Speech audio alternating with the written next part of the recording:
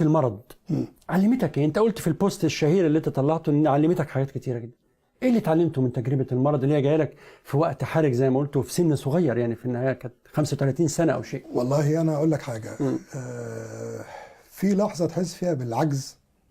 يعني بقى فعلا انا ما انساهاش. يعني انت طول عمرك قوي، الحمد لله معاك فلوس، عندك ابن جميل جدا، بس فجاه الفيروس ده ملوش علاج في الدنيا. هو انت بتعالج كل حاجه لوحدها بتبوظ عندك، الكبد بتعالجه لوحده، لكن هو الفيروس نفسه ملوش علاج في العالم. يعني مش هتلاقي، انت براحتك بقى. وفي ريفيوز كتير. الفيروس معلش اي بي في اي بي في فده في ناس ده ب7 شهور جالك بسبب ايه يا ترى؟ ميه، مطرح ميه، نقلنا ميه. كان كنت بلعب في كامب بوكس وكنا بنبدل ميه كتير ما شبه بعض، بينتقل عن طريق كده. جالي وتعبت فيه جامد. يعني الكبد والطحال والرئه. يعني الوقت ده لا يعني مش عارف ابلع بق ميه، علشان الطحال بيخليك احتقان غير طبيعي، ما تعرفش تبلع حاجه. فكان لازم بالوريد عشان تعرف تتغذى. الوقت ده عندك قوه وكل حاجه، ما بعرفش. 18 ساعه نايم، 18 ساعه نايم، خمول. لا خمول رهيب. يعني شبه كوما اول شهرين دول. فاكيد في الوقت ده كل ما له قيمه قبل كده تكتشف انه ملوش قيمه. وفي حاجات يعني بق الميه ده تقول عليه الحمد لله طول عمرك. لان انا اول مره شربت فيها بق ميه بعد شويتين، يعني كان مش عارف مقطعه، عشان خدت بين كيلر عشان اخد بق ميه الاولاني ده. انا سجدت يعني، لان بق الميه ده احنا بنشوفه عادي، وفي ناس بترمي ميه وتدلق ميه. ده شيء ليه قيمه فوق ما تتخيل. اتعلمت ايه برضو من التجربه دي؟ الالبوم بقى اللي بعمله ده بيتكلم اغلبه عن كده، يعني عن تجربه المرض. بس مش مباشره. يعني كل اللي انا وجهه نظري الجديده دي بقولها في اغاني. انه طب اتغيرت ازاي بعد تجربه المرض؟ يعني زي ما قلت لك، هي هل بقيت بتصلي اكتر، قربت من ربنا اكتر، بقيت خير اكتر؟ لا شوف، هي علاقتي بربنا دي فعلا جزء انا يعني حتى ما بحبش اتكلم بيه، لان بحس انه مرائي شويه.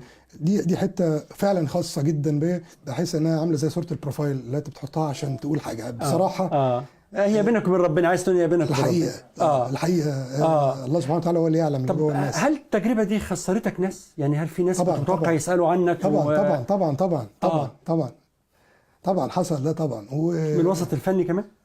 انا كده ماليش صحاب قوي في الوسط الفني. يعني اصدقائي وزملائي، بس مش صحاب قوي. يعني فاهم قصدي؟ صحابي كلهم من بره، حاجات تانية خالص فعلا. لكن خسرت منهم ناس؟ في ناس ما سالوش عنك؟ في ناس طبعا، وفي ناس بان معدنهم.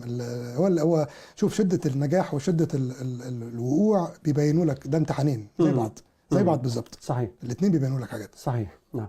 طيب احمد، انت نصفك جزائري ونصفك مصري. اخذت ايه من النصف الجزائري اللي هو والدك على ما اعتقد، والنصف المصري اخذت منه ايه؟ والله كتير. الرجل الجزائري معروف بالحده. احنا ده باب كويس انك فتحته، لان في ناس كتير مش عارفه الاصل بالظبط. انا من بني هلال. دي يمكن اول مره حد يعرفها. قبيله بني هلال دي اقدم قبائل العرب على وجه 4000 سنه. عندهم حتى متاحف يعني. بني هلال دول وابويا حتى اسمر خالص، يعني بدوي.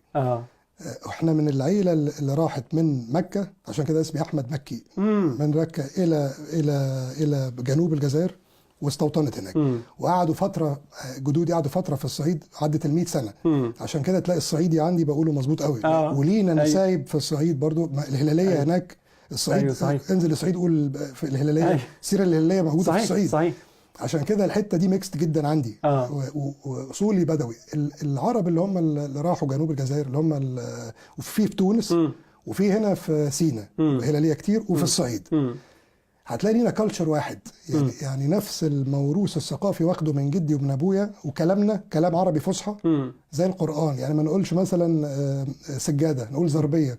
زي وزرابيه ومبثوثه. الكلام كله عربي فصحى. ليهم لكنه وليهم لغه ثانيه. في تونس، في الجزائر، في مصر، هو نفس الكلام. نفس الكلام، ما بيتأثروش بالبلد اللي هم فيها واخدين جنسيتها. فاهم الفكرة عاملة ازاي؟ أمي مصرية طبعا. فالكروس اللي حصل ده عمل طبعا عسل في طحينة. أنتج أحمد مكي التوليفة دي كلها. عمل ميكس غريب جدا. طب أحمد، رمضان القادم بعد عدة أشهر، هل نزل فيه بحاجة ترى السنة؟ لا السنة دي أنا عايز أركز الصراحة فقط في الألبوم واعمله بمزاج، هياخد وقته، بس حاجه تنزل مظبوطه، وسينما، لان السينما وحشاني جدا. عايز تعمل سينما ان شاء الله. في حاجه بتقراها ولا؟ في كام موضوع، بس لسه عايز اعمل كومبينه محترمه جديده مظبوطه، جديده خالص. يعني في مفاجاه إن شاء الله. مختلفه خالص عن ان شاء المسابقه. الله. مش كوميدي ولا كوميدي؟ لسه مش والله العظيم فعلا، مش بخبي عليك، مش عامل سسبنس، ده حقيقي، انا بقول لك الواقع فعلا. لسه ما حطيتش ايدي بالظبط على الحاجه اللي عايز اعملها.